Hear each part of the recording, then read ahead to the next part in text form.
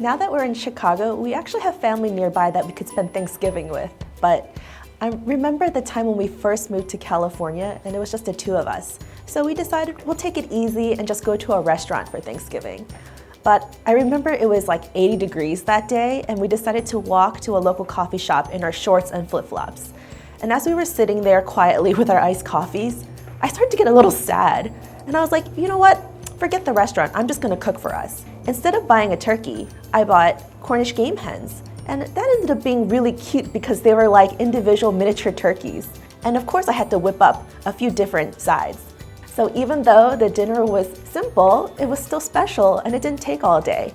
So if you want to know how to make this Thanksgiving dinner for two, let's go inside, turn on your oven, and I'll show you how to make this.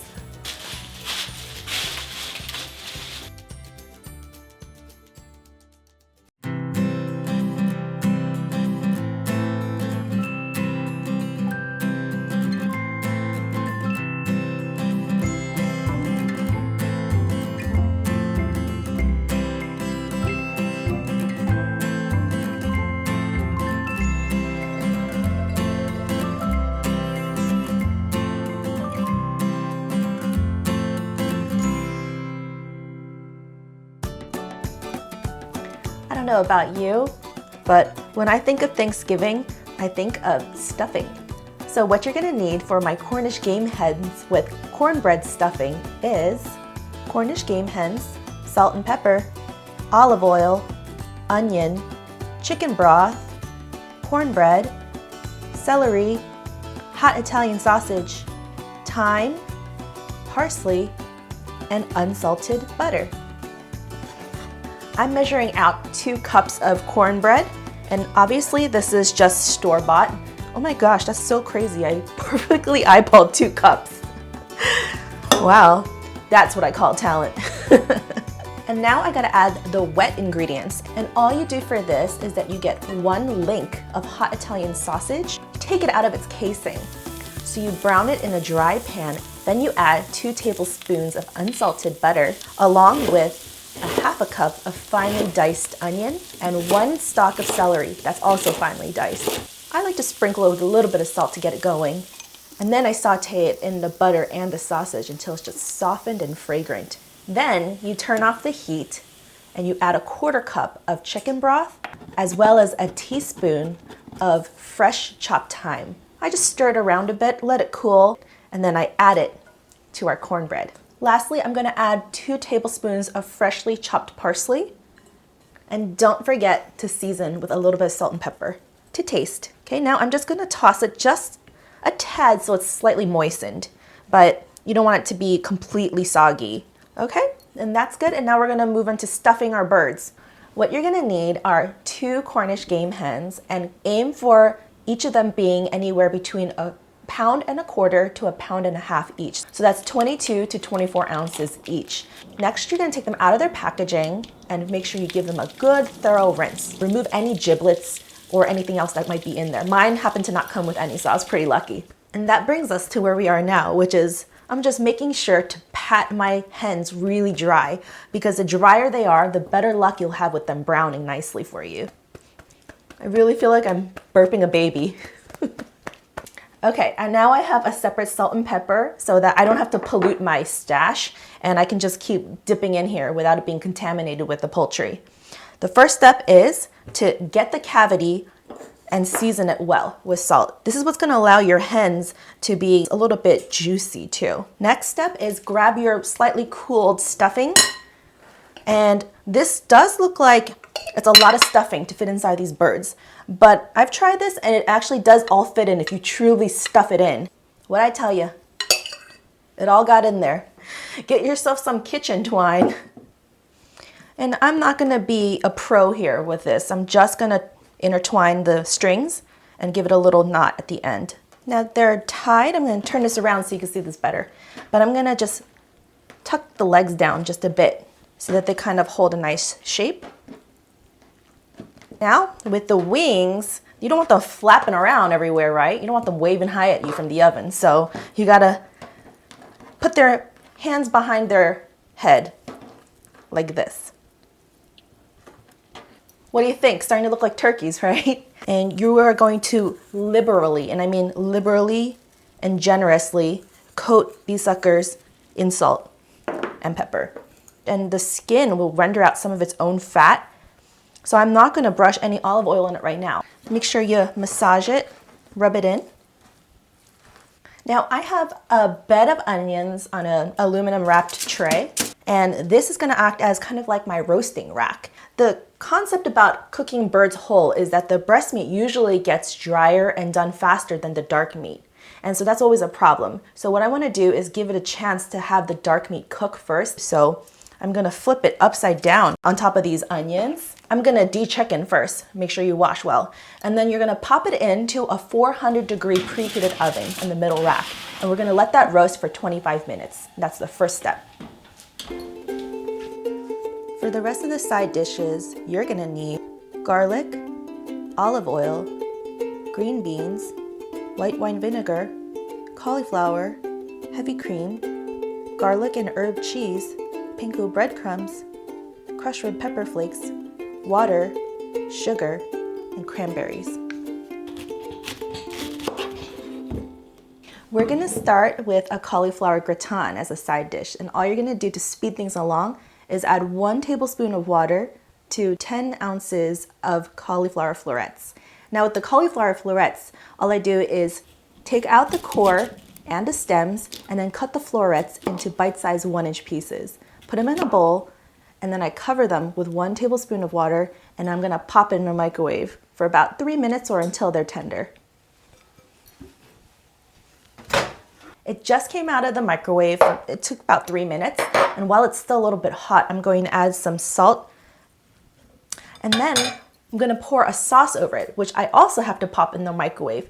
In a bowl, mix together half of a 5.2-ounce package of spreadable garlic and herb cheese with a half a cup of heavy cream, a 1/4 teaspoon of crushed red pepper flakes, as well as a 1/4 teaspoon each of salt and pepper. Now I'm gonna pop this in the microwave for about a minute until it melts, and then I can whisk it together and it's an even sauce. I'm using a whisk just to help myself get the lumps out. Ooh, it's nice and velvety now. Now pour this luxurious simple sauce over your cauliflower. Give it a toss.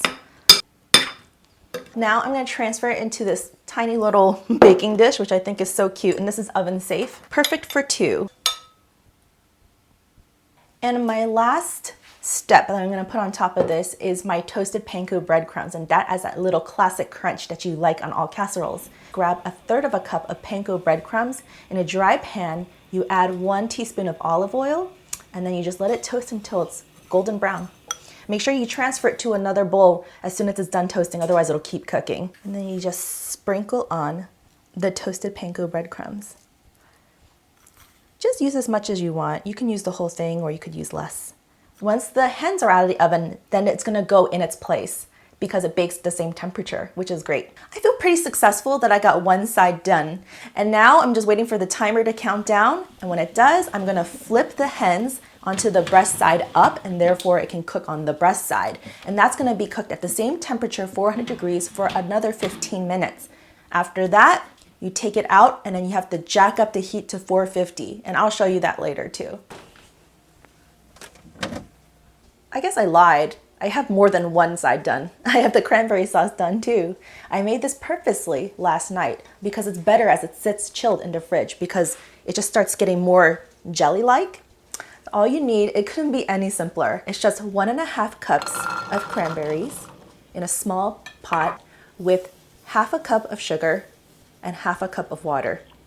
You boil it for 10 minutes and that's it. And I just put it in the fridge. Now it's nicely solidified and chilled and kind of gelatinous. And so I love turkey with cranberry sauce on Thanksgiving. So side dish number 2 is done. Now, the last side dish you want to tackle are the garlic green beans. And I do this last because they take so quick to cook, but I do some prep work in advance just to help myself out. So I have 8 ounces of green beans, washed and trimmed. And then I have 6 cloves of garlic. And all I do is smash them one by one. And then the skins just pop off easily from them. You put them in a little bowl, and that's where we are now, with a pinch of sugar, because that takes away some of the bitterness and helps make the sauce more creamy. And we're creating our own garlic oil in the microwave again. Do you see a theme here? And I'm just gonna add 1 tablespoon of olive oil. And that's it. I'm gonna pop this in the microwave for 40 seconds until it turns fragrant and the garlic starts getting a little sizzly and cooked. And then we're gonna use this to cook our green beans.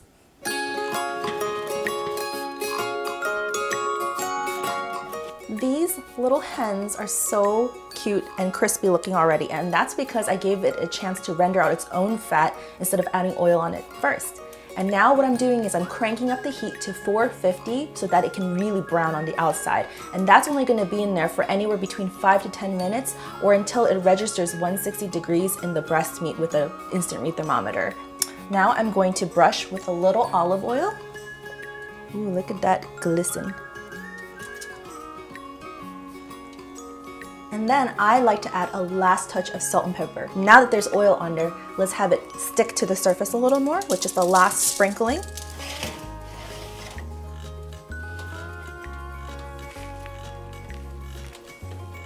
My hens are resting nicely. It only took 5 minutes at 450 to reach the temperature. And I think it looks delicious, golden and juicy. So just letting it rest, don't cut into it right away. And I also finished with my cauliflower until it was bubbly. So that took about 7 minutes in the oven, 450. So what I'm doing is adding 2 teaspoons first of the garlic oil we made before in the microwave. Then I'm gonna add in my 8 ounces of trimmed green beans. And then 2 tablespoons of water. And what we're essentially doing is steaming the green beans first. Okay. Now we're gonna pop the lid on for anywhere between 2 to 3 minutes until they steam slightly, but they still remain crunchy and bright green. Wow, this is what it looks like after 2 minutes. Add the remaining oil, garlic chunks included. And then spread them out so that more surface area touches every single green bean. 2 more minutes untouched because you want to give it a chance to blister a little bit on the bottom. It's been 2 minutes and look at that, it's like blistered. That's exactly what I wanted. For the remainder 2 minutes, you're just gonna stir fry it. Just gonna stir it up a little bit uncovered, about 1 minute to 2 minutes, because I kind of like a little bit of crunch. I'm gonna turn it off the heat. And now I'm gonna add in my seasoning. So some salt, pepper. Off the heat, I'm gonna add in 2 teaspoons of white wine vinegar, and that adds a little bit of sharpness. And white wine vinegar is pretty mild, so it's not gonna be too strong. That's it. Now we just gotta serve it up and serve up our feast. What do you guys think? I just wanted to put the whole spread out for you so you could see this beautiful buffet. It's like a miniature Thanksgiving feast for 2. It looks delicious. It smells incredible. And that's the whole point of Thanksgiving, right? It's not just the eating, it's also the cooking and the experiencing of all those smells of comfort and of home. So yeah, let's dive in. I'll plate it up for us. I was so busy plating up this one little perfect plate of foods, I don't feel like plating another one. We're just gonna share. Just a little taste. Wow, the cranberry is really good. So this is kind of like your gravy. The chicken has so much flavor and then the tartness and sweetness of the cranberry sauce together. That's right. So I just scooped out the stuffing from inside the bird out on the plate so that you could see it and don't forget about it. There's a hint of the spice from the hot Italian sausage and a deep savoriness that pairs with the sweetness of the cornbread. Try the cauliflower and the string beans. Still has texture, but the creaminess coats your tongue and it's like perfect. It's nice and crunchy. And speaking of crunch, I like to keep the green beans somewhat a little bit crunchy too. You taste that little bit of white wine vinegar, right? Look at him, just digging right at it. I'm hungry. I always tell him, you don't have to eat like a whole, like you don't have to shovel it in on camera, but He's like, who says that? No, it's not like I have to. I want to. It's so good. It's like you can't stop. Yeah, I mean, I don't really have that many substitutions or suggestions this time around. I do just say that help yourself out if you know that you are gonna make a Thanksgiving meal for two. I did a lot of the prep work yesterday. Whatever you can do to make your life easier on Thanksgiving, go for it. Make sure you watch the behind the scenes video of the making of this episode. We'll leave a link for you down below. And if you enjoyed watching this video, make sure to press like, leave a comment down below, and subscribe to our channel. Thanks so much for watching. We're really thankful for you. Happy Thanksgiving. We'll see you next time. Bye. You think we're gonna have any leftovers? Nope. All right, I'll say it. I'm thankful for you too, Joe. Aw.